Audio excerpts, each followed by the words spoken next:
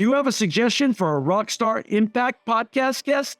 Go to impactpodcast.com and just click Be a Guest to recommend someone today. This edition of the Impact Podcast is brought to you by ERI. ERI has a mission to protect people, the planet, and your privacy, and is the largest fully integrated IT and electronics asset disposition provider and cybersecurity-focused hardware destruction company in the United States, and maybe even the world. For more information on how ERI can help your business properly dispose of outdated electronic hardware devices, please visit eridirect.com. This episode of the Impact Podcast is brought to you by Closed Loop Partners. Closed Loop Partners is a leading circular economy investor in the United States with an extensive network of Fortune 500 corporate investors, family offices, institutional investors, industry experts, and impact partners. Closed Loop's platform spans the arc of capital from venture capital to private equity, bridging gaps and fostering synergies to scale the circular economy. To find Closed Loop Partners, please go to www.closedlooppartners.com.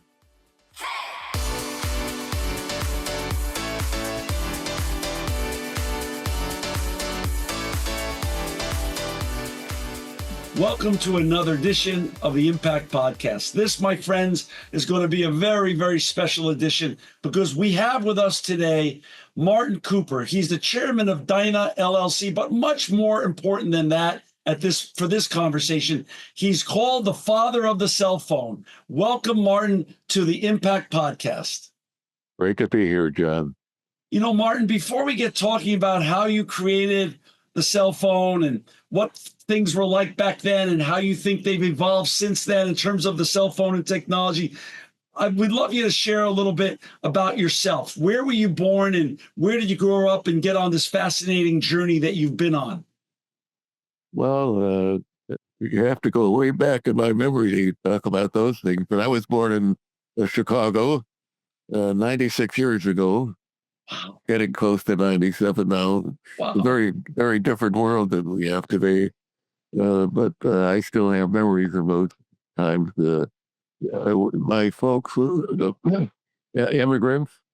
They immigrated from Russia around 1920, a little earlier than that, to Canada, Winnipeg.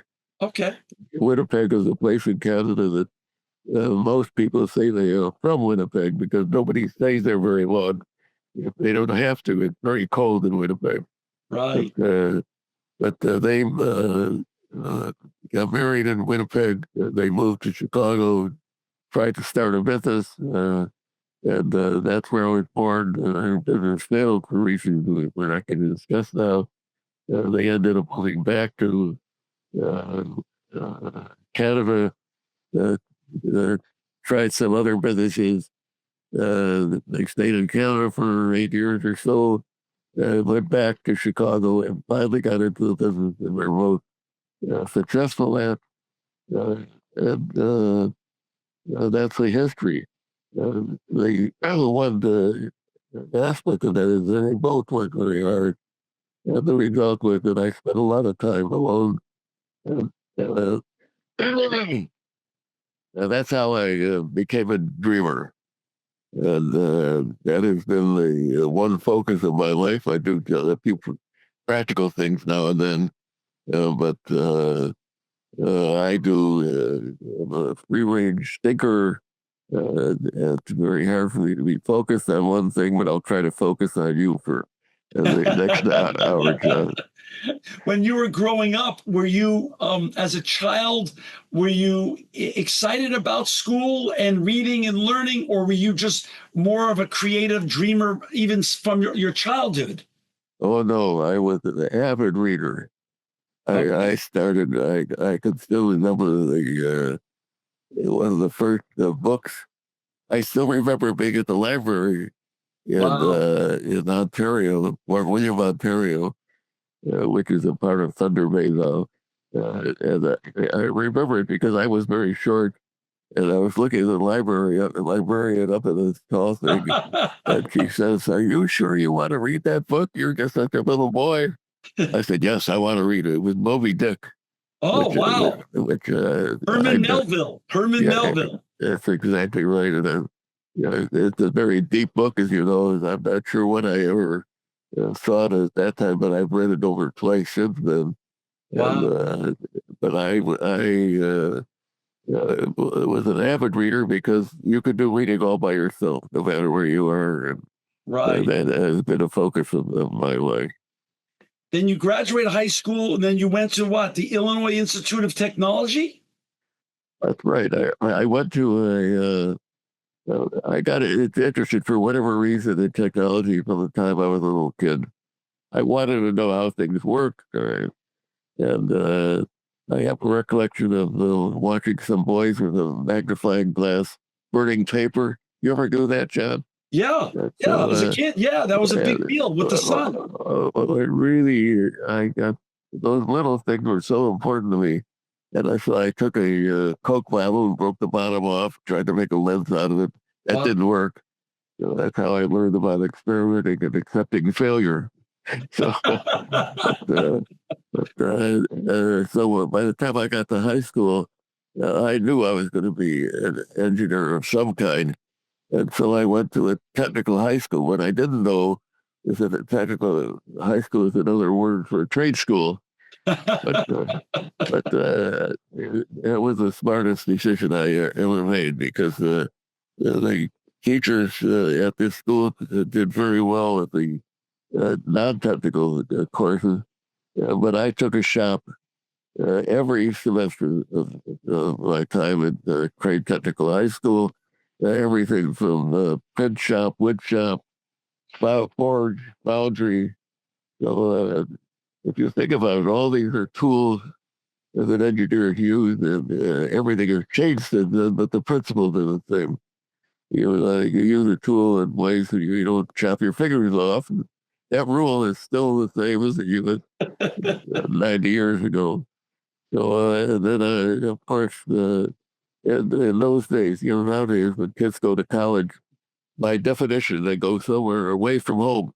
Right. And in those days, we couldn't afford that. That's why I went to the best technical college in the area, Illinois Tech. It's still an extraordinary university.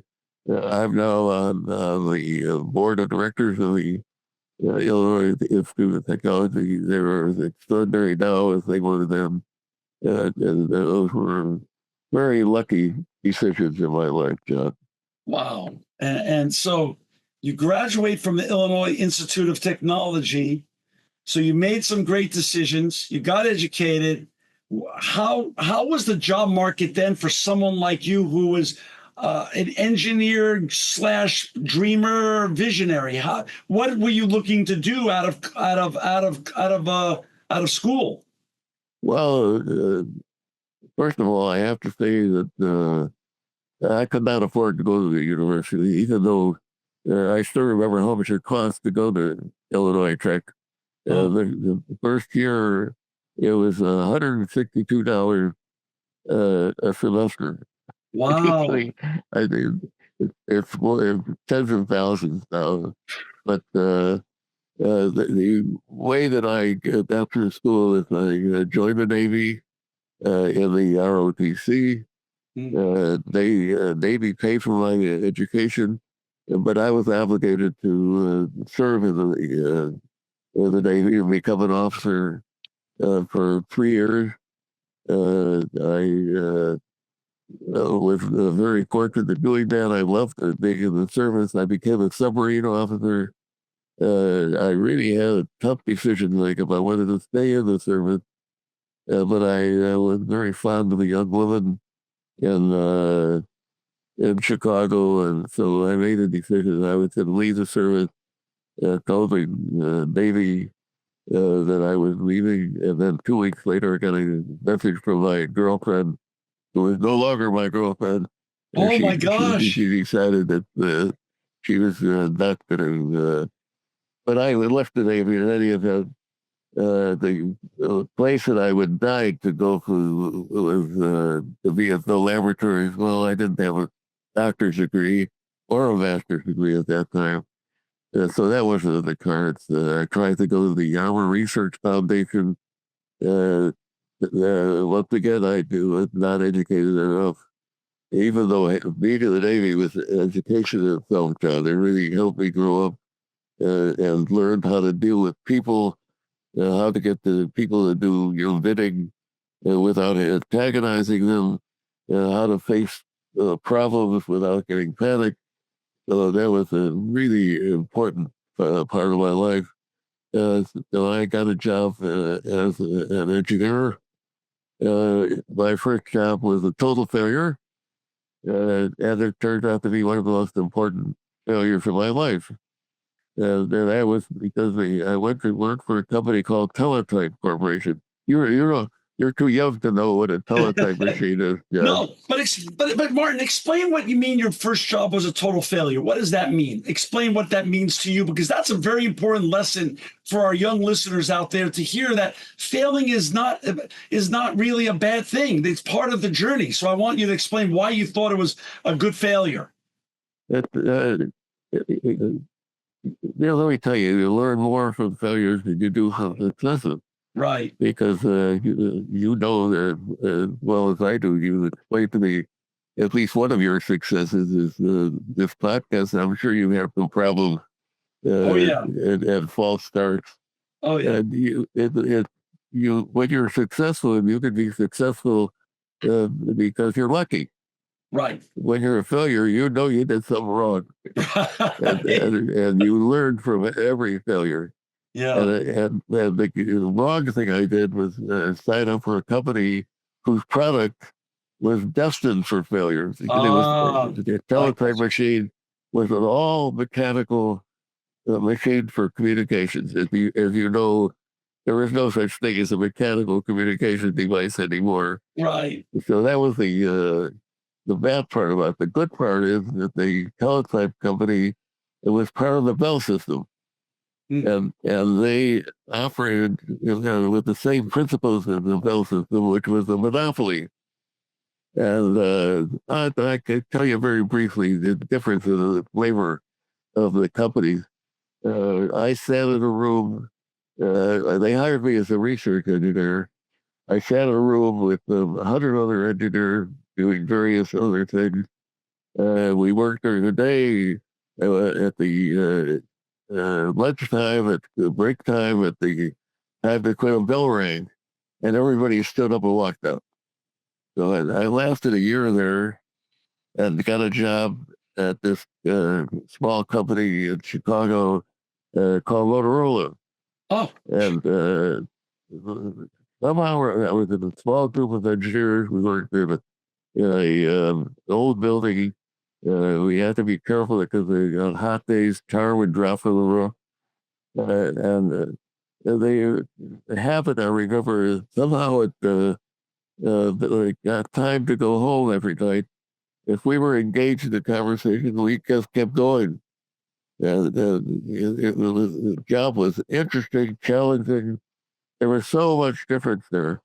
And that's where I learned what the difference is between a monopoly and a competitive business. Because I've spent most of my life fighting with the Bell system and with other monopoly kinds of systems. And I knew how they think, how monopolies think, and I know how much more effective competitive systems are. And Right. so, sorry about the lecture there, but no, it's great. It's great. How long were you there for?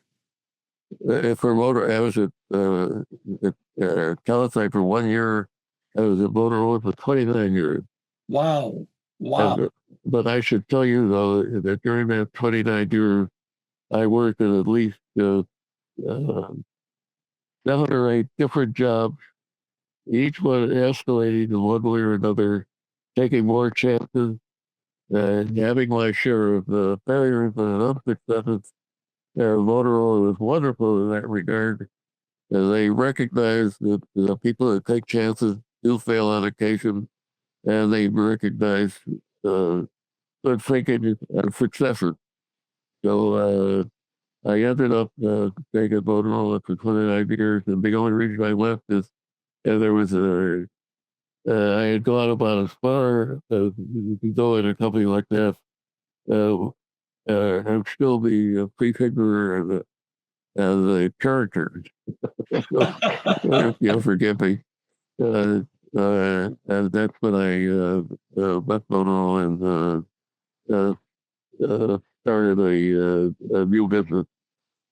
So while at Motorola, you invented, and I want you to walk me through this. Made the first public cell phone call in 1973. Talk about how did this whole journey go? How did you envision this? How did you make it happen? How many people were on your team that you were leading, and how did that all work out? Well, the first principle that I learned at Motorola is that whenever you talk about technology, the first thing that you think about is the people, Right. not machines, not theory, but what problem are you solving? What are human experience are you affecting? Right. And that started very early. Uh, the first devices that I got involved in had to do with mobile telephones, car phones, Hmm. and one of the elements of car phones, the way that they discriminate, they make a phone ring in a car with Right. a mechanical device, went click, click, click, click, click, Right. and at that time, I always hate to talk about stuff about how old I am, John. But the transistor had just been invented, and the guys at Motorola were experimenting, and they had learned how to make some very early transistors, and they sent us some samples, and I decided I was going to figure out a way to make the transistors perform the stuff that these mechanical things were doing. And you won't believe it, the transistors arrived from our semiconductor division in a wooden keg. Like you would get a keg full of cider, then the keg full of transistor with the leads all wound together. And other engineers had picked through these and taken all the best ones. And some or other, I did learn how to use these transistors later more. And maybe 3 or 4 years later, that became a product of Motorola. We eliminated all the mechanical devices. And I got involved in a bunch of other small products, each time building up a little confidence. The ability to get a chance with that. How long was the process from you envisioning and this new invention to actually creating it and then making that first personal cell phone call? That's right. I was the first person to actually uh, move from engineering to what they call product management, and that product was paging. You know what a pager is? Yeah, yeah, yeah. From my childhood. Yeah. I can't tell whether you dye your hair or I'm not. 63 years old. I'm 63. When I was 63, my hair was white. So that's I showed you the difference between working for a living and having fun like you're doing.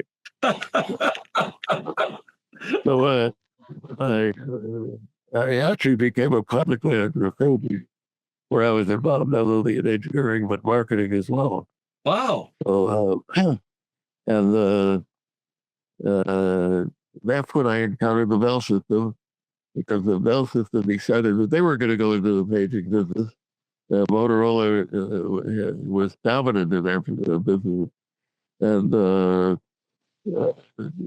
they Bell system thought that they could do it better, and we did sign up with them to help them into the they built a paging terminal.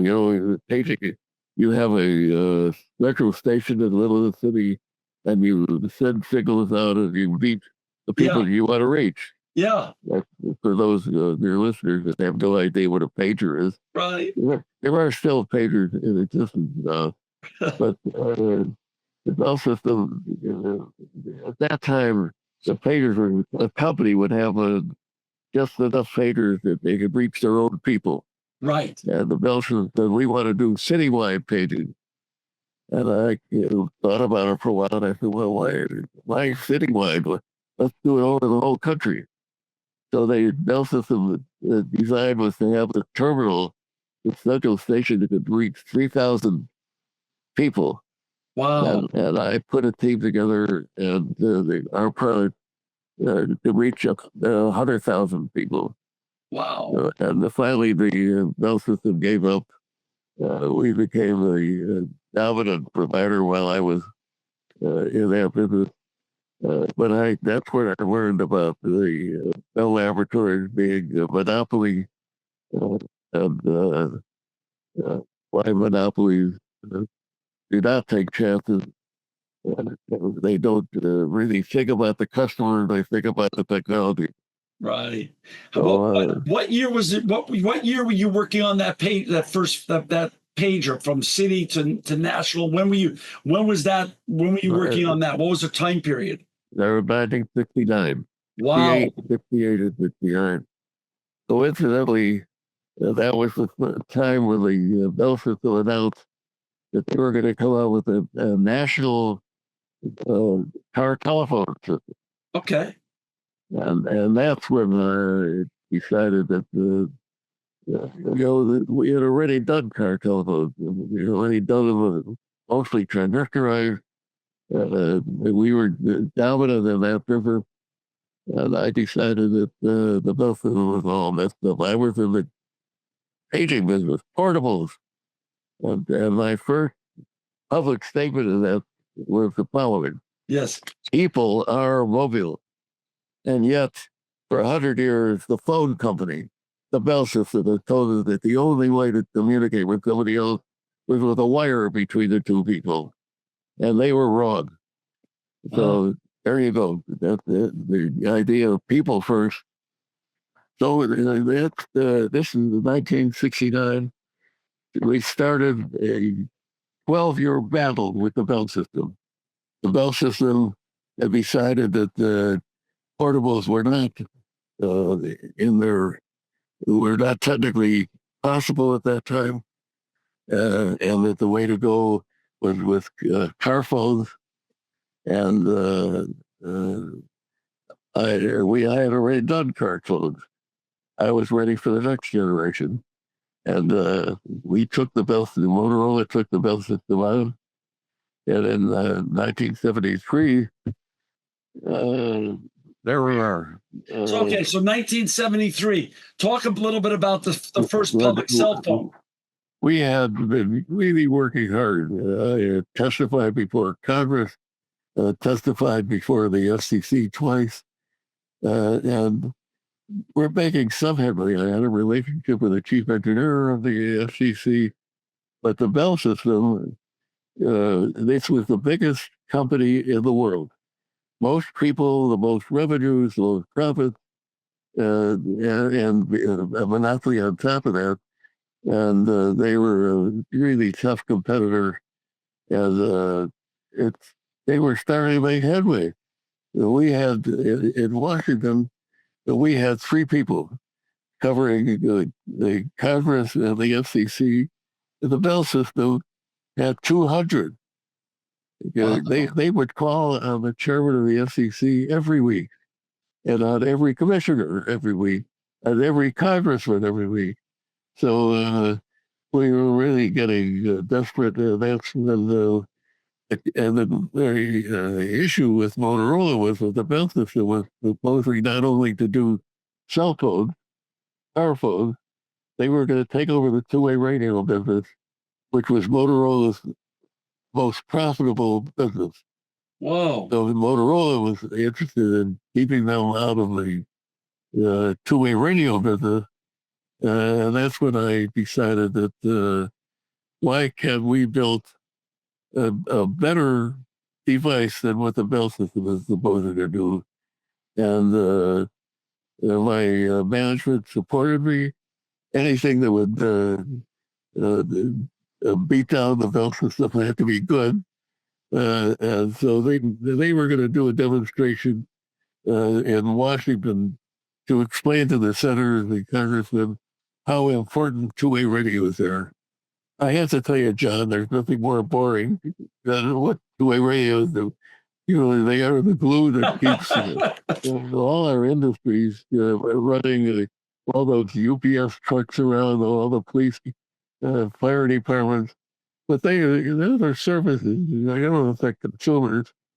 So I said, if we're going to get the attention of the congressman and the FCC, why don't we talk about something that appeals to them?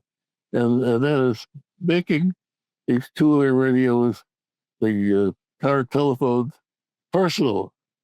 Because I think personal phones are going to take over. The management supported me, and we were about to ready to do a big demonstration of two-way radios in Washington. I said, I think we could build a handheld portable telephone. And then that's when we came up with the very first phone, and you know what the history of that is.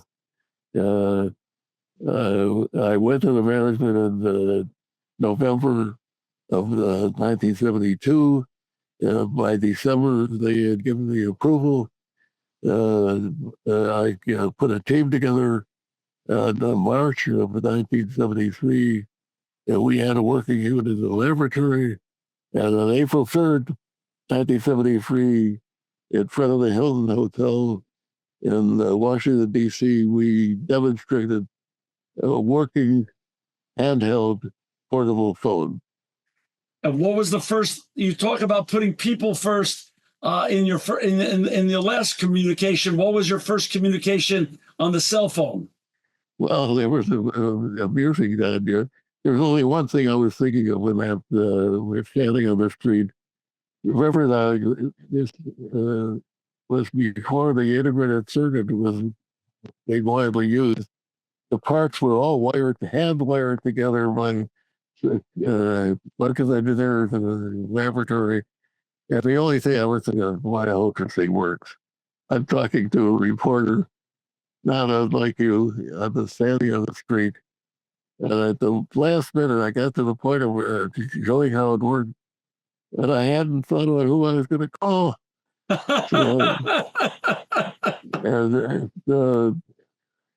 the mic flashed to my brain, and I pulled out the phone book out of my pocket.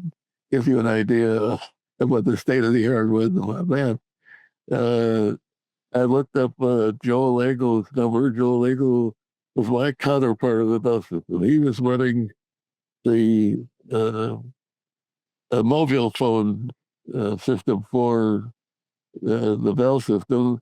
Bell Laboratories was doing the actual work. I called him Joel's number. So I called the Joel's number, and remarkably, he answered the phone, not his secretary. I said, Joel, this is Marty Cooper. Not thrilled to have me on the phone. They considered Motorola and me an annoyance, getting in the way of their plan. And consider monopoly, when they made a plan, they did it. So, but he said, well, I said, Joel, I'm calling you on a portable telephone. This is I'm calling you on a handheld telephone. And he says, really? I said, yes. And this phone is, I described it to him. Weighed 2 pounds and had a clock time of 20 minutes before the radio ran out. And to this day, Joe does not admit that I ever made that call in the first place. Wow. And I don't blame him, John. And 12 years later, the Bell System was still not accepting that. They were still pointing away, trying to get the world to have car telephones. The first Bell System demonstration of what we call cell phones today was in in Chicago, of all things, and it was all car telephone. Our first demonstration was in Washington in December of 1973, all handheld phones. Did any of the reporters that were there record your first call? Like, did they have a recorder next to you while you made that first call? No, they did. I was all alone on the streets of New York. But in that afternoon, we did hold a press conference. There were not many people there, but they get the attention of the press, and that the telephone was inscribed in every country in the world. So After we after achieved our objective. We got people's attention. That's amazing. So you made the first call. It was successful. What was, besides the thought of, I hope this works, after you made that call, when you were reflecting in the next 24 hours with your wife on what just happened, what did you think was going to be the outcome, short term and long term, from this new invention that you created? Well, the first thing is we had to convince the world that the this handheld telephone, was going to be a big deal, because the Bell system was saying there will not be very many people using these handheld phones. And that being the case, there's no business there.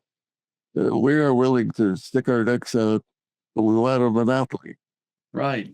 They wanted to be the only provider.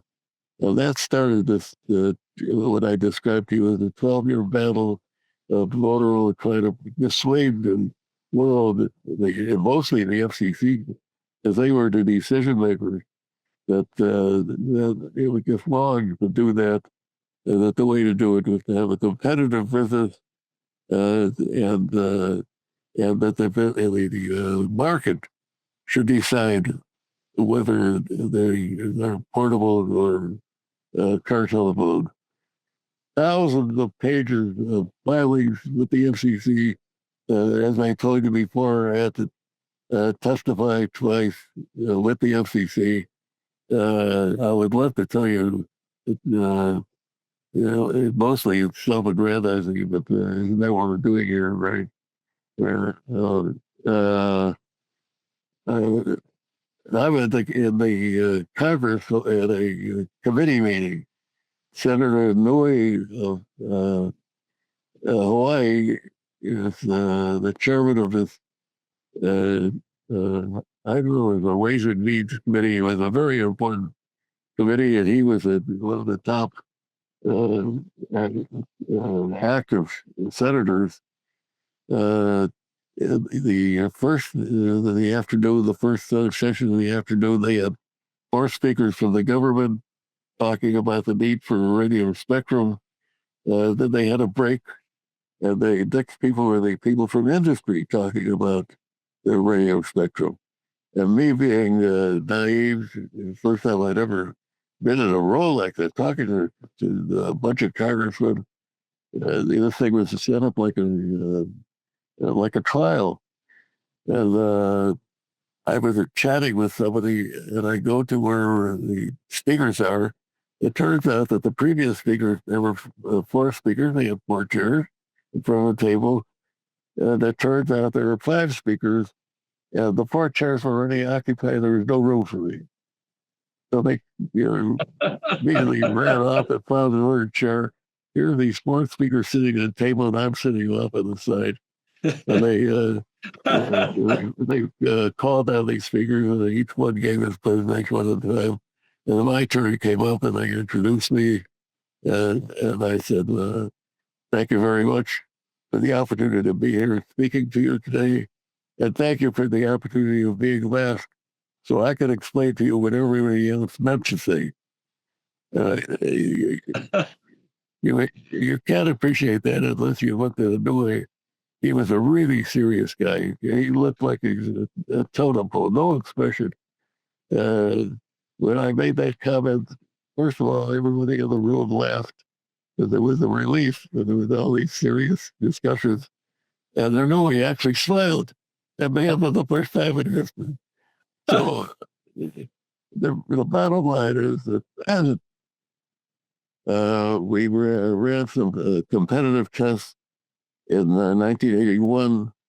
And at that point, the chairman of our company, Bob Galvin, who was the son of the founder of the company, was calling on his son, George H.W. Bush, and he demonstrated one of the children of the ones that I demonstrated looked identical, except it was now a little smaller, a little more reliable. And Reagan called his wife Nancy, which that's what everybody does when they get their new phone. In those days, you called your wife, Right. or your best friend to show off this new gadget that you had. And Bush was really impressed. He says, "Well, hold on."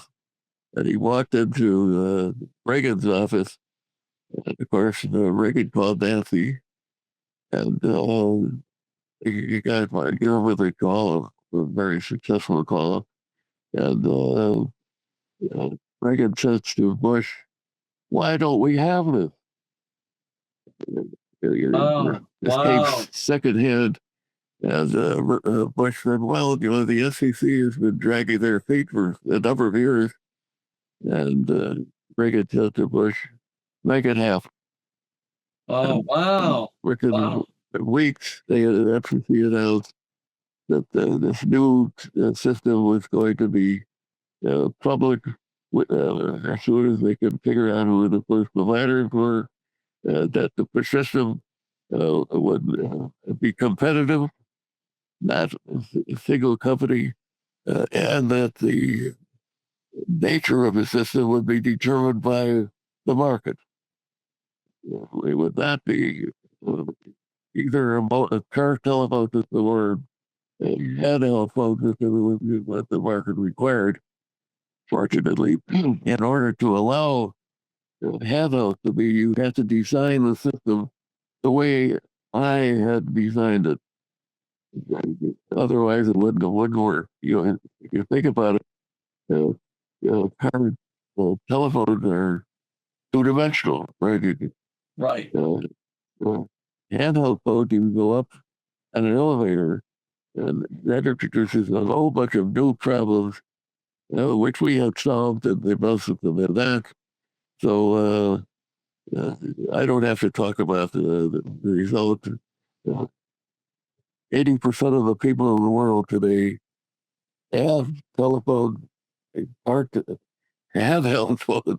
I'm getting carried away with my own story. 80% of the people in the world today have phones. But Martin, personal handheld phones. But there are more handheld phones in existence than there are people. Well, let's just say this. In 2025, the cell phone, which I'm holding up here, is the most used device in the world. Did you ever dream back in 1973 or 1981 that this was going to revolutionize how we communicated the way it did? Absolutely. We were the voice of the wilderness. Nobody believed us. But we predicted that someday when you made a phone call, the only way that you would be on the air is with a handheld phone. And we're almost there today. But people just, well, as I said before, 80% of the people in the world have a huge phone, but it's an integral part of their lives. They have changed their way of doing things. Well, you democratized communication, Martin. That's what you really did. You democratized communication. Having said that, John, yeah, I mean, I'd like to give credit for it all, but there were dozens of people worked on that project with me to get this thing started. And there tons of thousands of people created this industry that we have today. Sure. So, but I would say that my persistence and vision may have had something to do with it. Martin, talk a little bit about this. You're a family man. You're a husband of many years. Obviously, you're married to Arlene Harris, and you have children and grandchildren and great grandchildren. Talk a little bit about some of the great outcomes that have come from the cell phone in terms of democratization of information and learning and teaching ability, but also some of the negative outcomes that, of course, none of us ever thought were going to happen.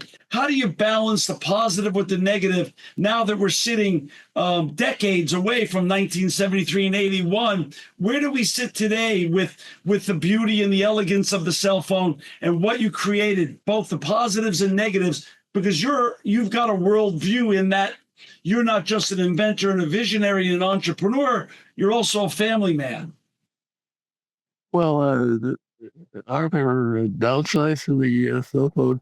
I don't have to talk about the upsides. The biggest one is productivity. Well, Right. would you agree with that? Right. Yeah. Yes. There's there are just so many things in life that you do more effectively because of the cell phone. The second one is safety. There are Right. any number of 6-year-olds who have cell phones today because when their mother picks them up at school, they may be standing on the street waiting for them, and just that safety factor alone. So you don't have to prove what the effectiveness is. Right. Our cell phones misuse. That's true of every technological advancement. But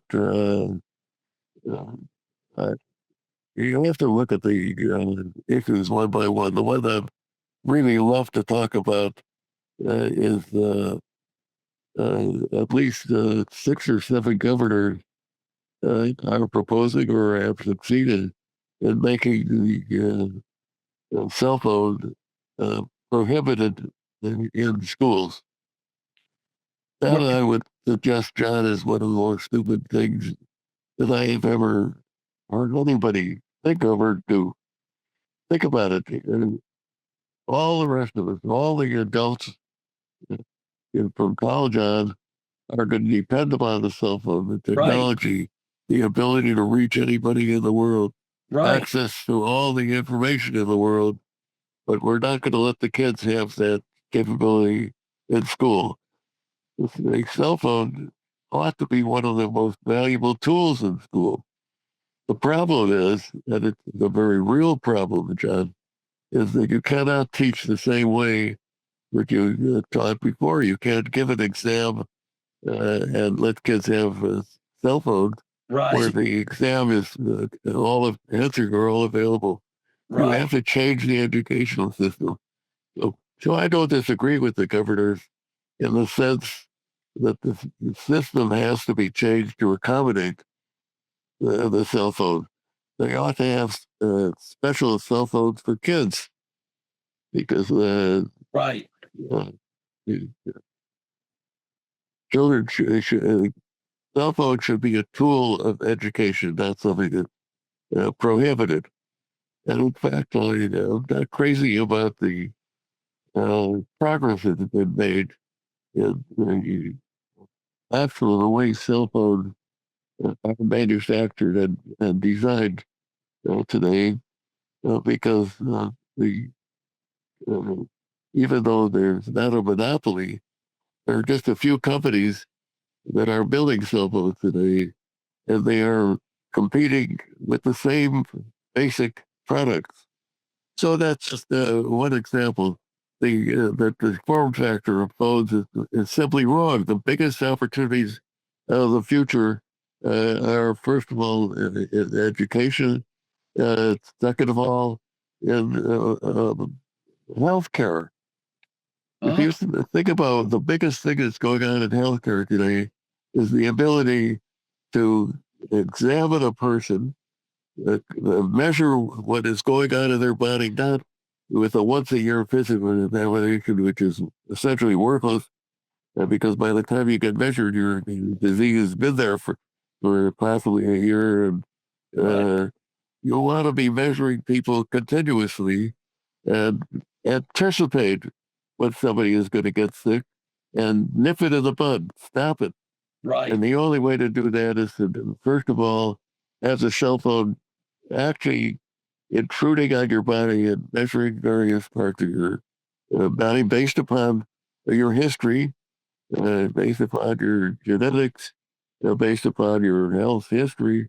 And when a problem happens, the system through the cell phone now uh, hooks up with the hospital or the medical system, and you either are advised to go to a hospital, they tell you what to do, and the potential is that we can eliminate disease. You can't eliminate people getting killed because one of the, you asked about negatives of cell phone, one of the big negatives of cell phone, how many times have you seen people walking across the street in front of your car talking on a cell phone?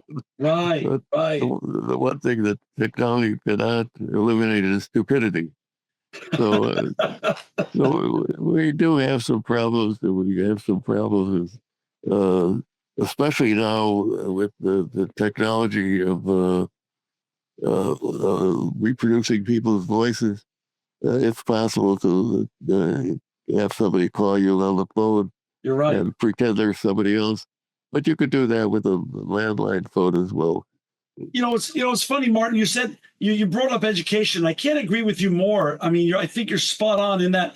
I find myself I'm 63 now, and I have a love-hate relationship with my cell phone. But what I love is I always constantly find eventually these new tools that you fall in love with again. I remember when Spotify came out, and I'm able to listen to all my favorite podcasts on the cell phone.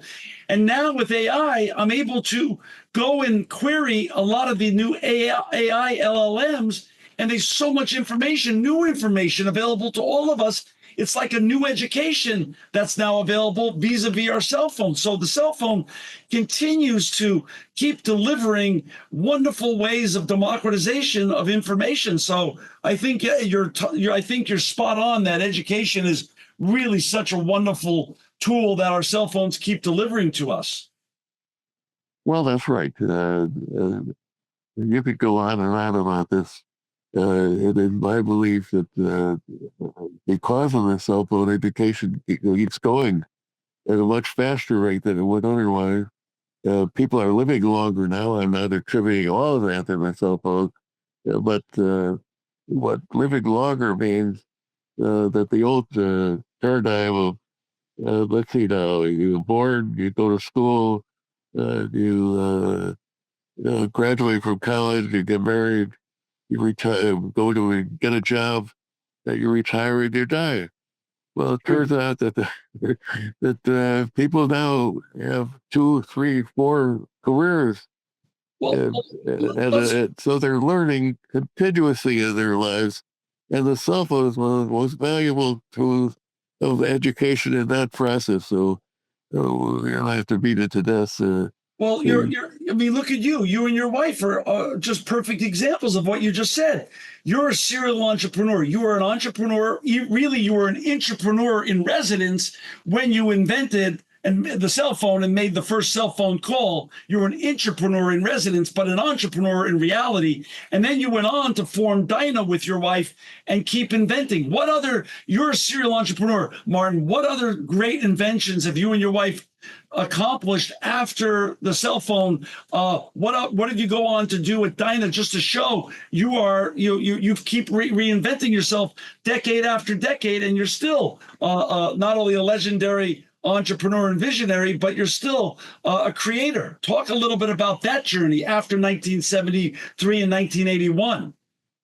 Well, I should mention Arlene because Arlene is much smarter than I am. She is held by back by the fact that she's a woman, but she's working very hard to fix that problem. And, How many years have you been married, Martin? Well, we don't really count for when we got married because we've been working together for 45 years. 45 years. Wonderful. Okay, wonderful. Well, So Arlene invented the German phone because she took exception with how hard it was to use the smartphones. and how much trouble older people and people who didn't like technology that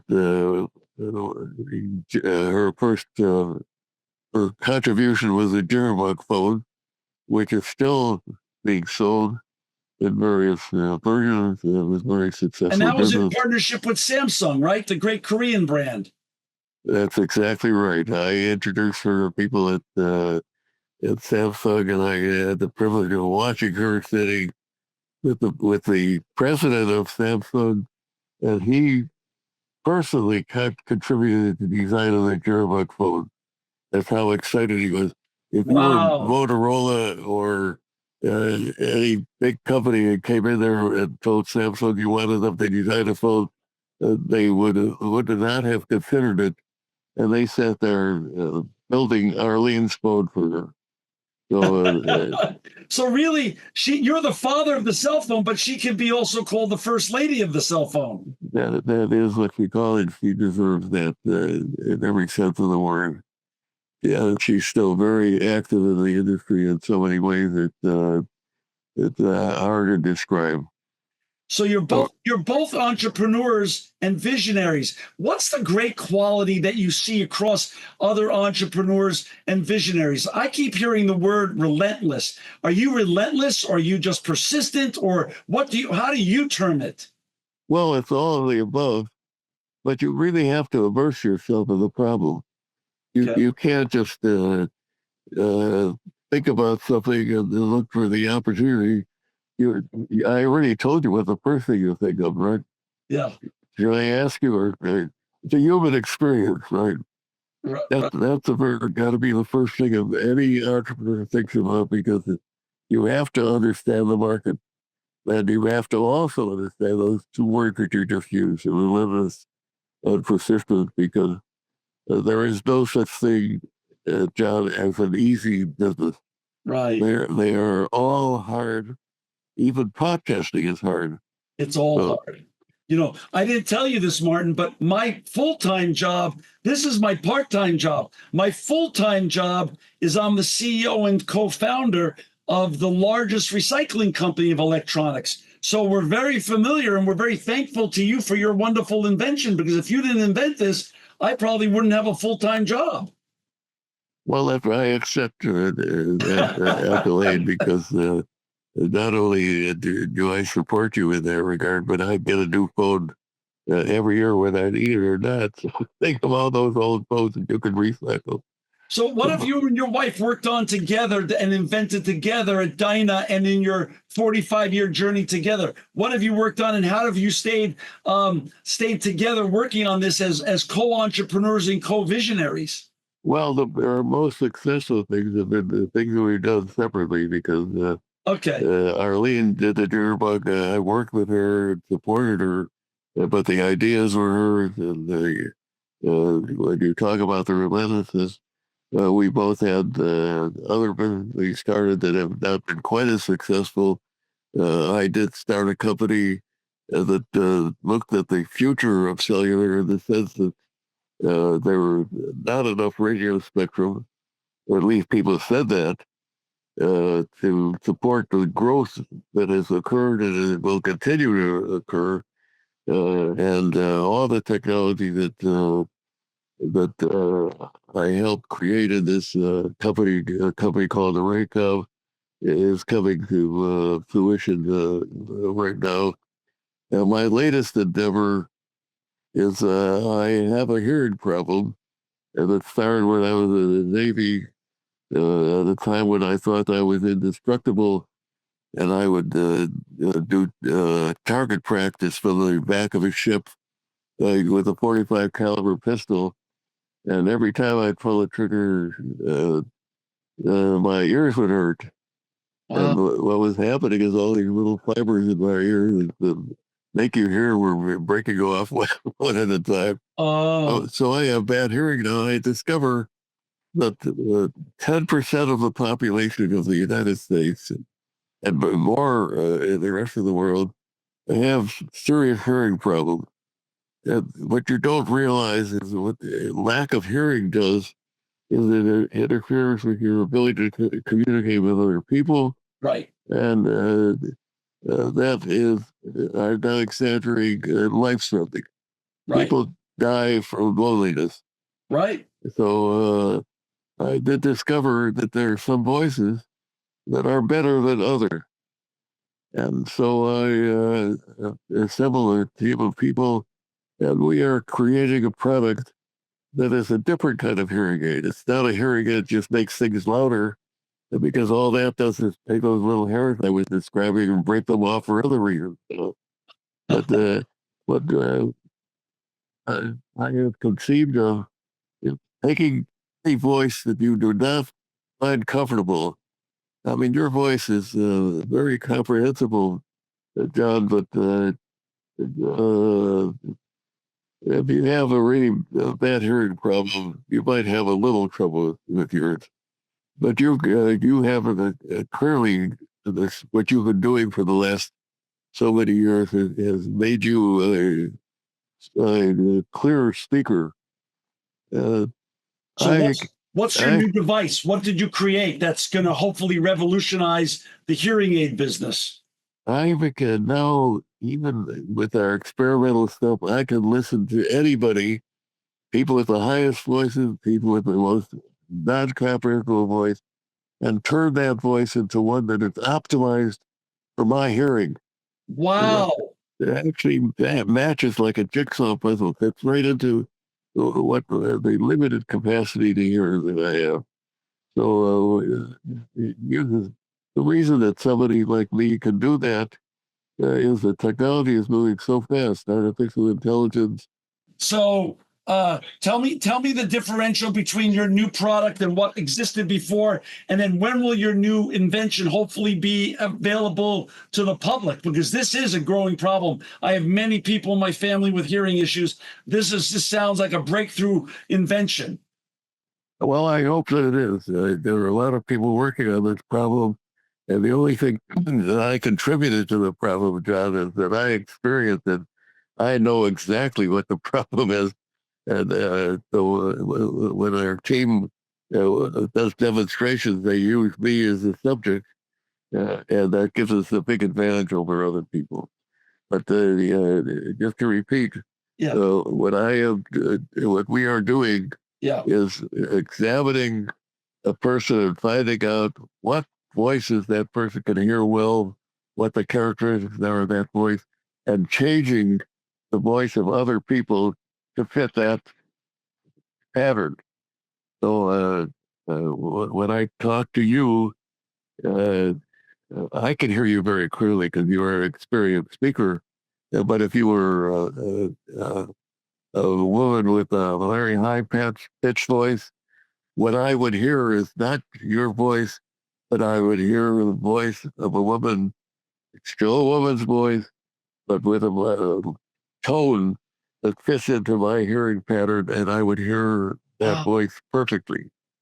So I had, furthermore, the thing that is really a killer for those of us that have hearing problems is I could be talking to you. If somebody is holding a conversation in the same room, they would wipe us out. So we have a technique using artificial intelligence where we recognize, but the machine recognizes your voice and optimizes receiving your voice and rejects other voices. Wow. So Wow. between those two things, what we do is extend the working life and the living life of a huge percentage of the population. So People are living longer now. There are health reasons. The cell phone, as I mentioned before, is helping that process along. But now they're allowing people to engage and be productive for much longer periods of their lives. So talk a little bit about when do you think this becomes available to the normal population, becomes commercial? Well, you are listening at the beginning. In fact, if I was a commercial company, I wouldn't be telling you all this Right. because I can just see the lines cracking and a bunch of your listeners say, that might be a good business for me to try out. I will have created a whole bunch of competitors. But you understand, I'm not trying to increase my wealth any more than You're I just have now. I'm trying to increase my lifetime. So right. if somebody else does it better, that's fine. It turns out we are at the stage now where we really understand what the problems are. And as usual, there are problems that we never anticipated before. And we're really working hard on solving those problems that we would like very much for when I turn your voice into a new voice that still has some of the qualities that make John what John is. So there are a lot of nuances. I would not expect a commercial product for any sooner than a year or two. And it may be a little costly in the beginning. You may have to carry. We're hoping that you could put all this technology into, would you believe, a cell phone. Wow. So Wow. but the first iteration of the thing, what we're working on now, you have to use a powerful computer to do that. We know that at some point, every year the new cell phone comes out. Of course, I'm always buying whether I need it or not. The computer in the cell phone is more and more powerful. So we know that when they have got the rest of the technology worked out, that it will go into the cell phone. Ultimately, it's going to go right into your hearing aid. Wow. All that technology. So, That's fascinating. but Do you still get the same feeling of being a visionary and an innovator and an entrepreneur that you did back in the 60s and 70s and 80s when every time you come up with a new idea or a new vision, does it give you life to work on that every day? And is it a challenge and keeps you fresh and young thinking? I don't can't express it any better than you did. I have to tell you an example that tell me if just shut me up if I'm talking too much. Oh, I just went to a conference the other day. I got a lifetime award for the Marconi Society, and somebody showed me a book they just published that says that the amount of data that is transmitted in all respects wirelessly is going to start reducing. To me, as dumb as saying that you should use cell phones in school. So I decided that I was going to educate myself, and I went to ChatGPT and I started asking questions. I ended up with essentially a book that explains why the amount of data in the future is going to keep increasing and increasing because every one of these things that I described to you, the healthcare, right. I didn't mention to you transportation, but within a few years, every car is going to be talking to every other car on the street, and it's going to be wireless. And so, if you don't think that's going to increase the amount of data, boy, you don't have any imagination. So the ability to reach out and have your mind interact with as I said before, all the information in the world is so exciting, and everybody could do this. It doesn't take any special genius. It is mind-boggling to me. Well, Martin, you're not only a living legend in the electronics industry and the cell phone wireless industry, but you're now 96 years old. And Warren Buffett's 95. People are living longer, as you said, and they're living better. Do you have some pearls of wisdom of advice you could share with our listeners to not only live long but live well? Your brain is perfectly clear. You look wonderful and very healthy and vibrant. Talk a little bit about how did you do this? 96. That's a heck of a run. One thing is I'm very lucky, but there's nothing magic about it. It takes a whole bunch of things. The one evident one that you can't control is genetics. And fortunately, I come from a long-living family, but that's only one factor. The other ones are crucial. The number one has to be attitude. If you don't have a positive attitude, if you don't look at life in a positive way, you don't get energized by things, you will not have the motivation to keep going. The second thing is taking care of your body.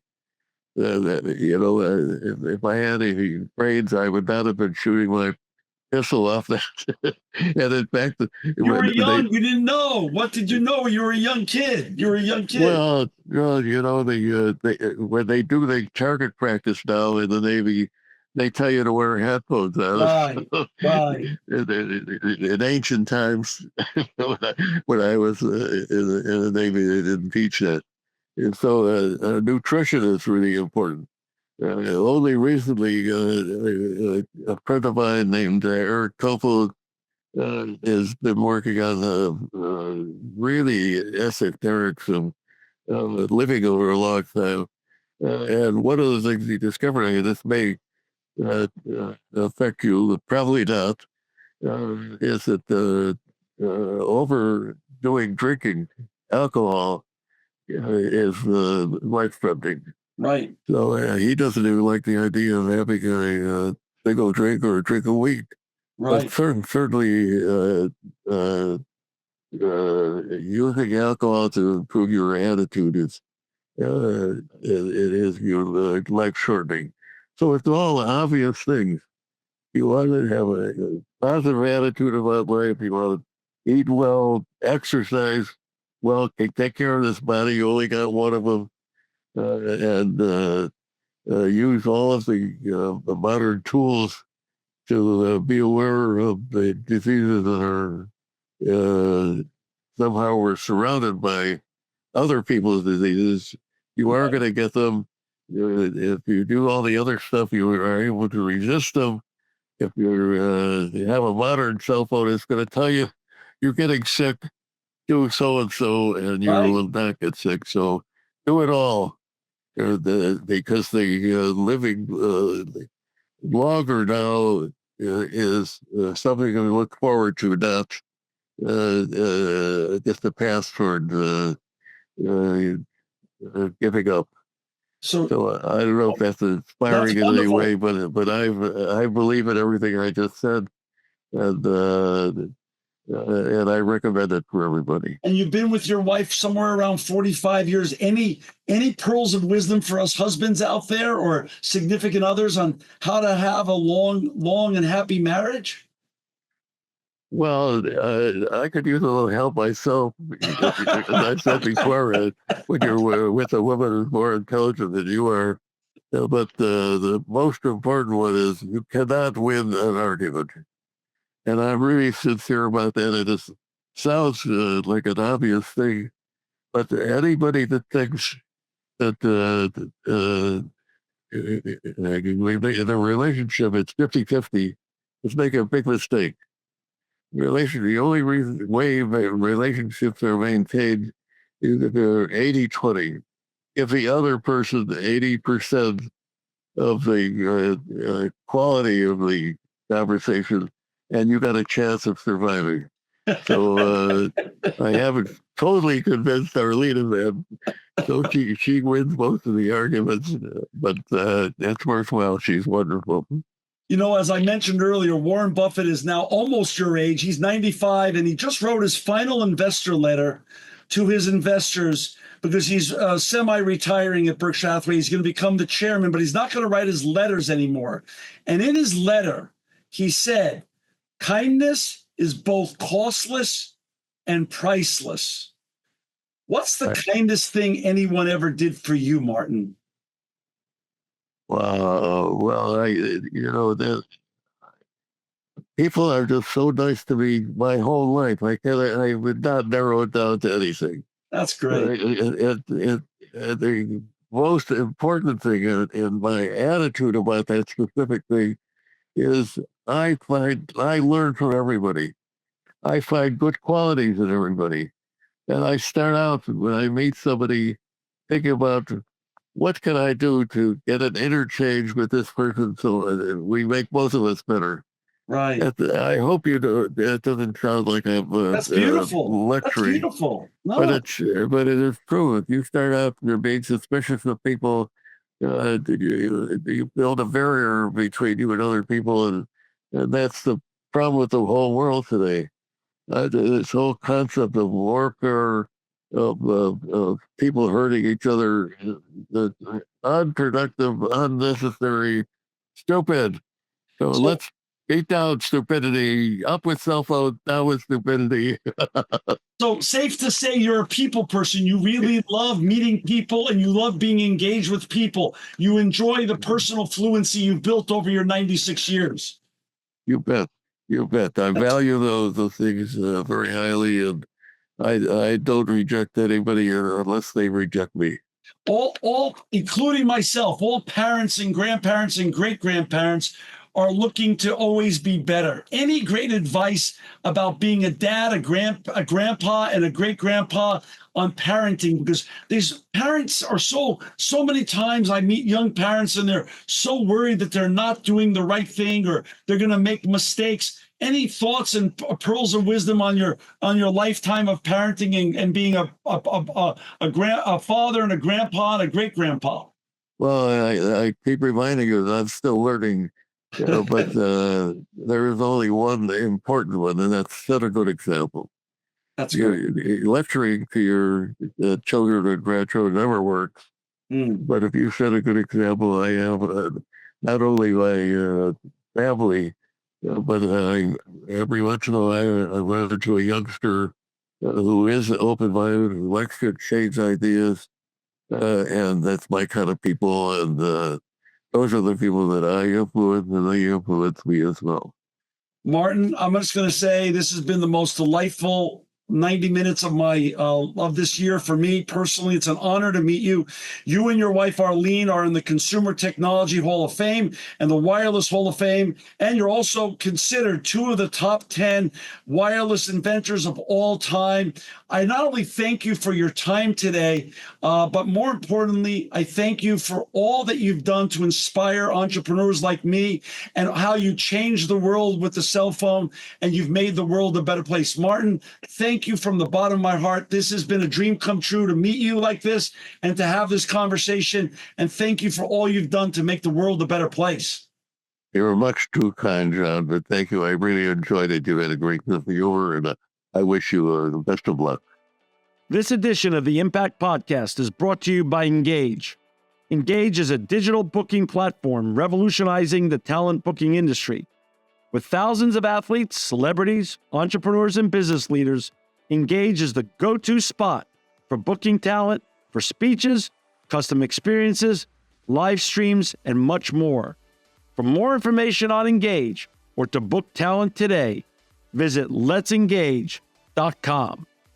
This edition of the Impact Podcast is brought to you by ERI.